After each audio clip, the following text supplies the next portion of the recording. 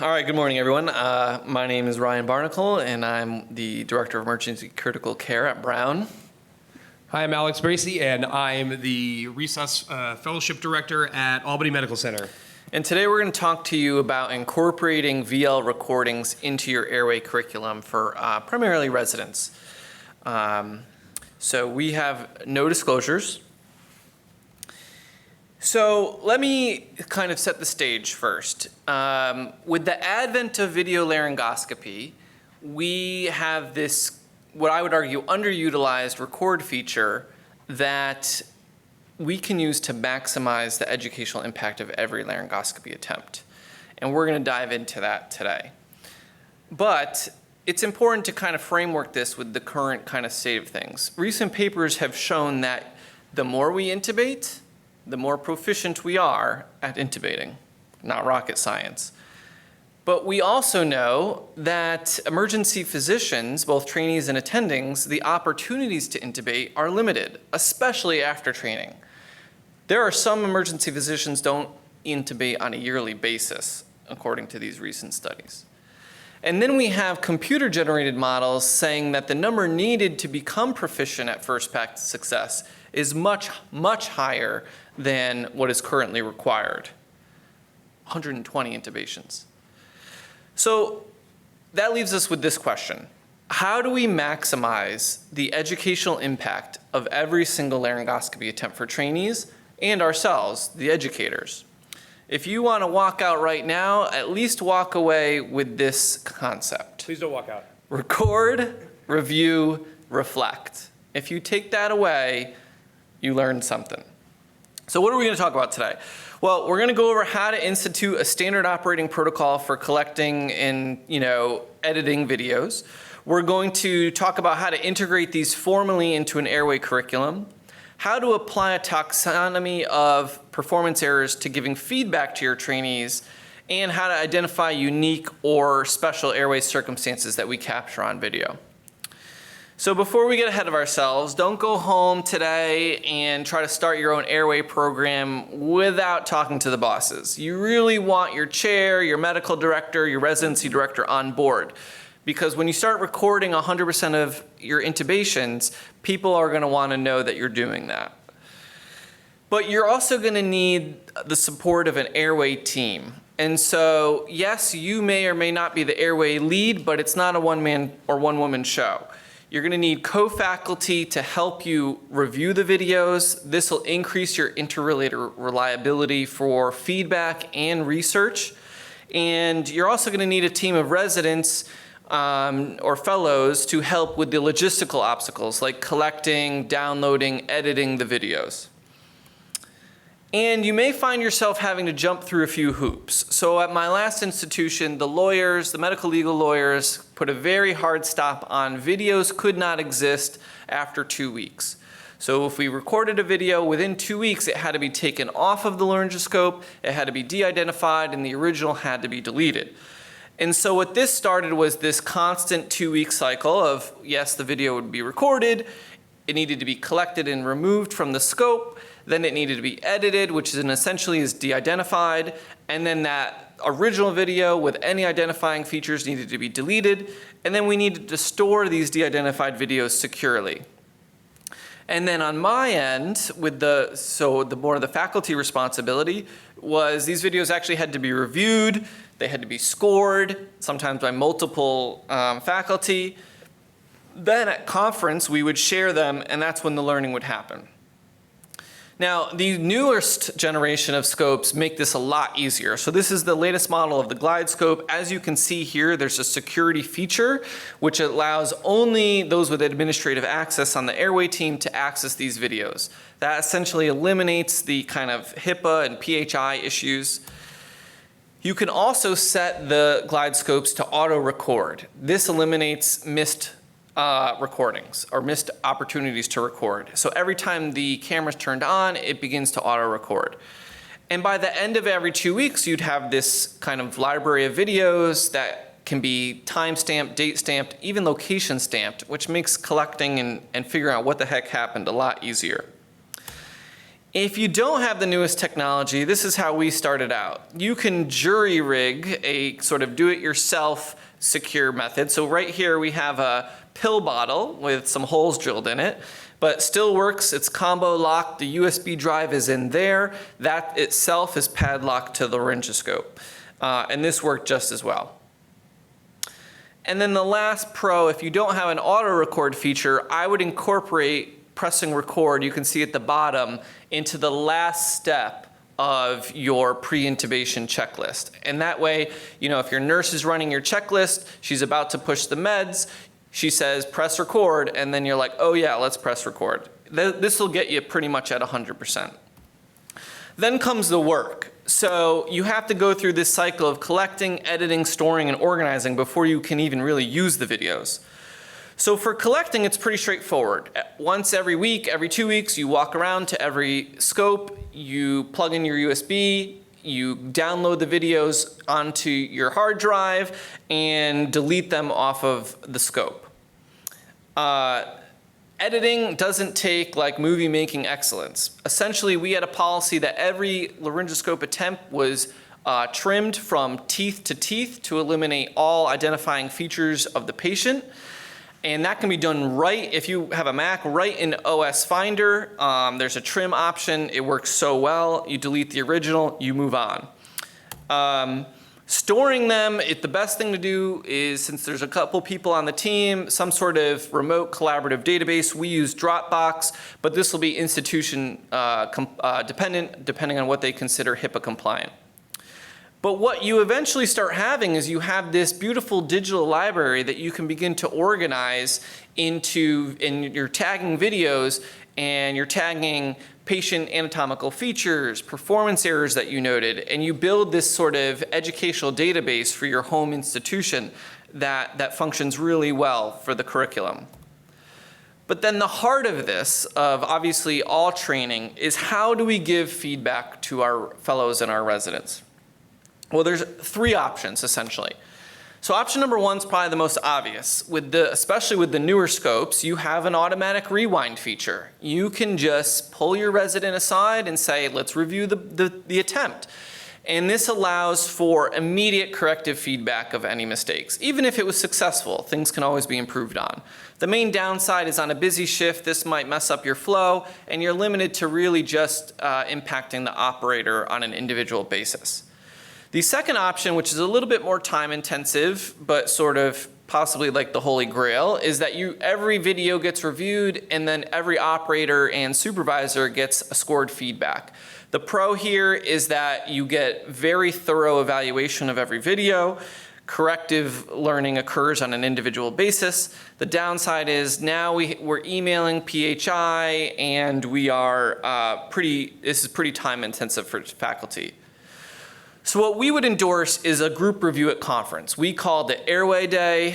Alex hates that term, or Airway Corner. Alex hates that term, so we're open to suggestions. But basically once a month, you take all of those videos recorded that month.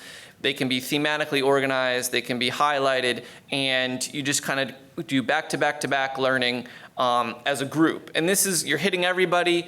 You know, the PGY1s are learning from PG3 intubations. It's really nice. It's fun. The main downside is specific individual feedback is sort of absent. This is an example of just a emailed score sheet of every intubation that operators would get. And here we have the Albany Fellows with our esteemed assistant fellowship director going over VL attempts here. But you can do this with your whole residence.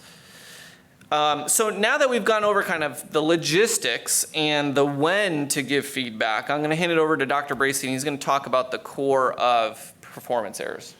Okay, so we have a forthcoming publication where we went through 100 plus intubations, and we looked to see what the common threads of microskills or errors were. In particular, we were only looking at standard geometry video laryngoscopy, and so the remainder of this discussion is going to be limited to that, unless specified otherwise specifically. But we found 13 different performance errors that can be reviewed with residents and others to give real-time or post-hoc feedback. So roughly, we have categorized these things into errors of structure recognition, errors of molecular manipulation, and device delivery, and these are categorically the phases that are that go into completing a video laryngoscopy attempt, potentially every laryngoscopy attempt. This is a framework that we have to say conceptually what the perfect optimal intubation would look like, broken down by phase and by step. And you can see where these pitfalls or micro skills or performance errors come in on the side with a little stick. Okay, so we're going to show some examples of these. This video, if it were to play all the way out, would show that this person enters in off of midline. This is an error what's it called? What's the first part? Structure recognition. Structure recognition. All right, great. Error of structure recognition. Entering off midline has the downside of potentially giving an esophageal view where you obviously don't want. Potentially has the pitfall of seeing a lateral structure of the glottic area, which can throw off the rest of the intubation. This is an error of overly deep insertion that you can see here at the beginning of the video. The blade is placed too far down off the cuff, and you can see how pretty easily you can lead to esophageal intubation if you're not being particularly careful. So stepwise approach is what we advocate for.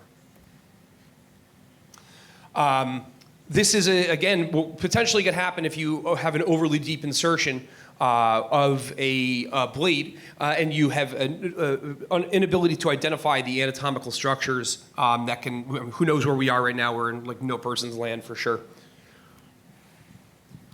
This is an error of inadequate suctioning.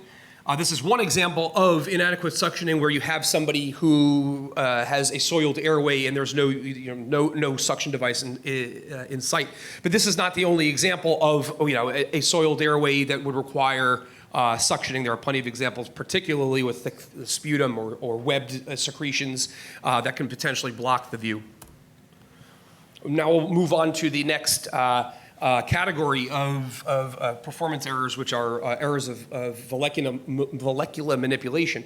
And here you can see someone who's got the blade put in the right place, but there's inadequate lifting force. And this is probably a facet of video laryngoscopy where you get views that you wouldn't otherwise get in the use of DL. You get a view that feels adequate but could be optimized with the same practice of lifting force that we usually advocate for towards the corner of the wall. Here's a failure of the engagement of the median glossoepiglottic fold. You can see that there is some distraction of the epiglottis, but it's certainly not perfect, and that it would be remedied by putting the blade right there in the middle. This is an error of these. The next several are errors of the actual seating of the vallecula itself. In this instance, this is poor control over the blade entering the vallecula itself, and you can see it just kind of slips out before it's ever engaged. You can contrast that with a not fully seated in the vallecula attempt where you start applying the distraction force too early and there's never full engagement achieved. And contrast that with applying too much force once you actually do seat yourself into the vallecula, and you see, obviously, we're squishing down here an epiglottis into a glottic opening and making it impossible to intubate. Look at that poor epiglottis. Poor, sad little epiglottis. And this enters, so now is the last category of performance errors, which are device delivery issues. In this example, obviously, there's a seating issue with the blade being in the wrong spot and scooping the epiglottis, but you can see that the bougie gets hung up on the first anterior tracheal ring. Now, that's not necessarily in and of itself an error, but the error is not doing a corrective maneuver, say turning 90 degrees or so to overcome that hang-up. There's another bougie problem. You guys are probably, maybe you've seen a bougie like this, we call it colloquially the glowworm, but this is disfamiliarity with a device, bougie in particular here. Most places don't have this one, but again, a lack of familiarity with your tools for delivery.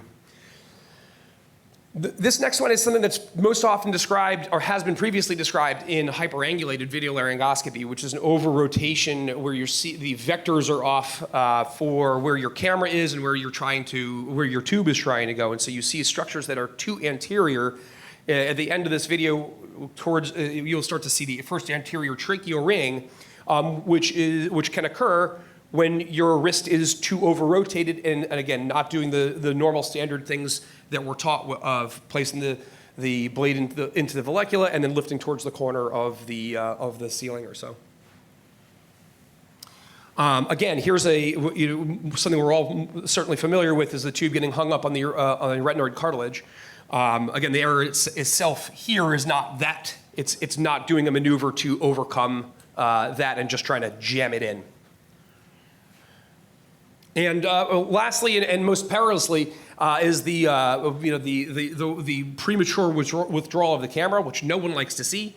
I certainly don't like to see it, and it's probably everyone loves seeing the tubes go through the cords, but sometimes we get excited and the camera comes out before the tube goes in, and we all kind of get sad.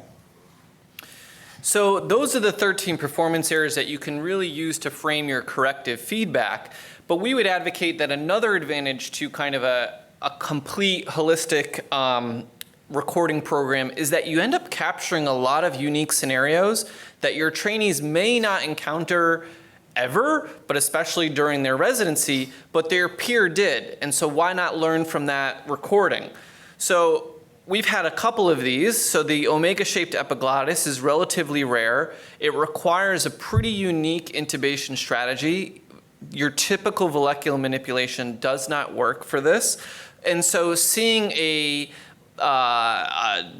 difficult omega epiglottis or a successfully intubated omega epiglottis that your colleague did last month is super advantageous for when you encounter an omega epiglottis. And then this is even more rare. This is a partial foreign body airway obstruction, a little too much broccoli.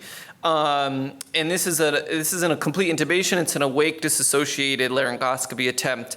And the whole video is multiple minutes long because it required constant removal of the foreign body.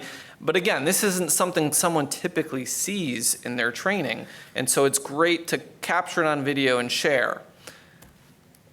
To give one more example, I think you have to actually press the arrow down again. Yeah, in order to, this is an instance of an upper airway infection leading to an obstruction where it would be potentially deleterious to paralyze this patient. And so this is again a feature that is almost only exclusive with the advent of video laryngoscopy is using both setups of a hyperangulated blade and a fiber optic a laryngoscope to use the hyperangulated to distract the jaw, use it as a channel and a camera to see where the actual epiglottic opening is. I'm sorry, the glottic opening is, and use the fiber optic to intubate the patient. All right, so now that you guys have a sense of how this works, we're going to show you two videos. One, we'll kind of do with you. We have the performance errors labeled, and then we'll watch a blank one, and you guys can just shout out the performance errors that you see. All right, so here we go. I'll kind of walk through it. So obviously, right off the midline to start, we're not seated in the vallecula. We've got some over-rotation going on, some Kovac sign. Now we're too much force in the vallecula. I mean, this is a disaster. It's going to be cringeworthy. It gets much worse. So, okay, we could probably intubate this. Let's bring in the bougie, right? Okay, but we just don't know how to use a bougie is the problem. So it gets worse. So again, this person just needs to calm down, stay in the vallecula. I mean, granted, CPR is going on. So now we're not lifting enough, even though we're in the right place. All right, we're in. This is gonna be successful. Maybe, we'll see. Okay, now we're pulling out before we put the tube over. Oh, now we have some hemoptysis. We're not really suctioning now, we're just going for it. Okay, tube's in. So I'm gonna stop it there. So I think that's a great example of ultimately successful intubation, but it could have been a lot better. And so kind of success or failure is not the end all be all. These performance errors, are optimal to eliminate. So now you guys are gonna do one. So please shout out as you see them. There are no labels. I'll query you as we go, but shout them out. Here we go. All right, so blade's inserted. Here we go. What are we seeing here? Off midline, good. Failure to engage, good. Failure suction, good. No lifting force, excellent. Could be worse. Yeah, we're Bougie controls off here. bougie control's definitely off for sure. Painful. Okay, but we're in. Yeah, this is the glowworm, from was this decanter thing. It's like no one else will ever use this device. Don't worry. So again, successful, but a handful of errors, primarily with molecular manipulation, but all phases of intubation had errors in that. So here are our take-home points. Assemble your team, faculty and residents. Start recording. So you got to comply with your departmental policy, but the key here is to change culture. We're going to capture 100% of our intubations. I see the G now. Yeah. Give feedback, both the individual and group. We would endorse group feedback. And then for evaluation, try to use these performance errors as a framework and capture those unique circumstances. We'll take some questions if anyone has any questions. Shoot.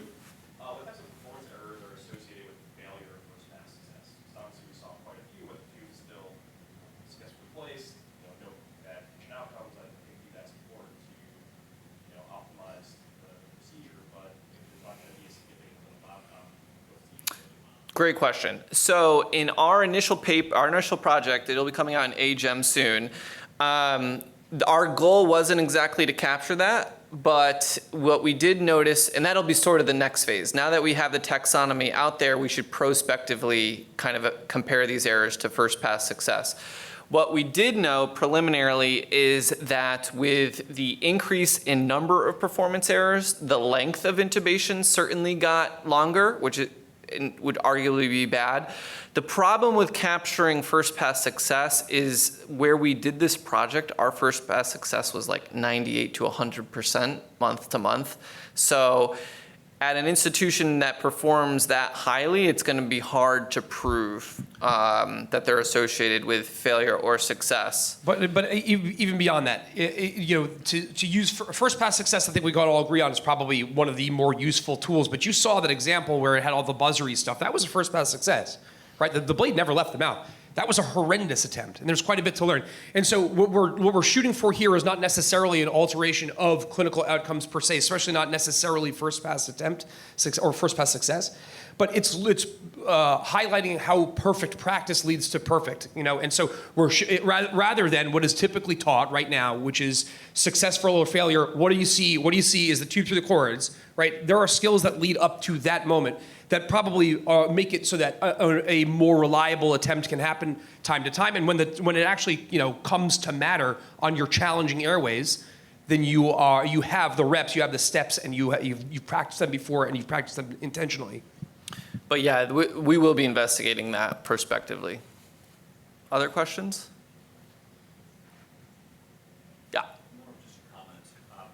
I think this is a really interesting project because our surgery colleagues do what you guys are describing actually quite well. That is to say, you don't get a reward for clipping out the appendix. You get a reward for doing all the steps that lead up to that, getting in and getting out in a safe and uncomplicated way. That's what actually is considered successful, appropriately approached surgery. But in emergency medicine, that fell off. At least in places I've worked, places where I've trained, it's like you guys said, you walk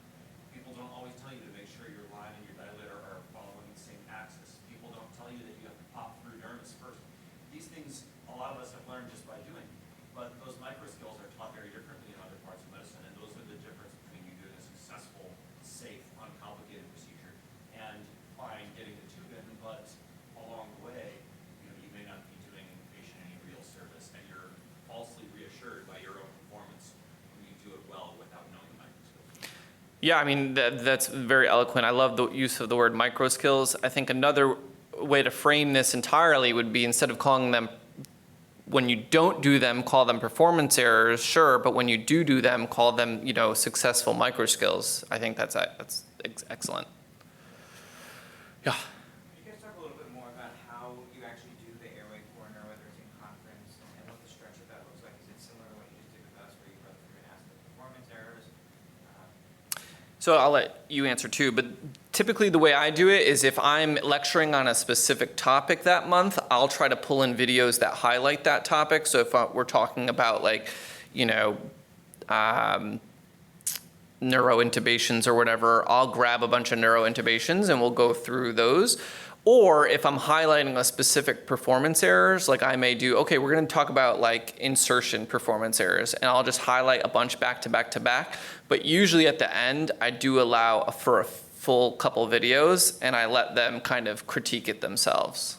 Yeah, and I do a very similar thing, only I think the part that I like to do is I like to show either this is normal and this is abnormal, or this is abnormal and this is normal. Just to kind of give a real context for what you're looking about, because it's sort of nascent territory, right? We're describing these things almost in real time and saying, hey, these are errors that we feel are present, or these are micro skills that we think are necessary to the successful, and elegant intubation. And by the way, here's what it should look like, and here's where it gets screwy. And I would say, if I see something that was really well done, I'll highlight that too. It's not all performance errors. Thank you guys so much for the talk. Is there any thoughts of maybe uploading this onto a platform that can be shared with other training programs, or something in a database? Because I think this would be really beneficial to other residents too that aren't from your guys' institution. For example, seeing that omega epiglottis, it's not something that I've ever seen. So things like that, or maybe even having a collaborative type of database where other people can also upload this, or along those lines. Yeah, absolutely. And so this is actually, this came up earlier. I happen to also be the Airway IG chair, and so this is one of our goals for the coming year, is to make more of to make a national network. Kind of maybe similar along the lines to maybe Smith's CCG blog, or the POCUS Atlas or something. We're still spitballing it, but yes, it's definitely on the agenda to make available nationally, freely, and again, HIPAA compliant and the like. And I would love for any kind of if you have ideas, we're still kind of in the early stages of this. There is something already that exists out of one institution with I think Andrew Parrott is the name of the person who curates it, but you have to request access and stuff like that. So we're looking to do something bigger and national. I think it's a great point. I think we have to call it, but okay. Do you ever take it from a blade selection size? Obviously, in the world DL, that was less of an issue. Most of them were the Mac but with hyperangulated blades and video Mac blades, blade selection is also very important. You're affected that as well as, or is that too hard to tell post-hoc on the data? Now you can, so when we look at these, you can tell, and this is just by trial and error, you can tell what's a Mac 3 and a 4 based upon your ability to see the end of the blade. If you can see the end of the blade in the camera, it's a Mac 3. And again, all of these were done in standard geometry. And so if we couldn't see the end of it, it was considered Mac 4. Since there's no Mac 5 and we weren't using Mac 2s. But blade selection type, the 4 versus the 3 definitely will have differences, particularly in molecular manipulation, so and overly deep insertion. So that's a good point. Well, thank you guys for coming. Appreciate it.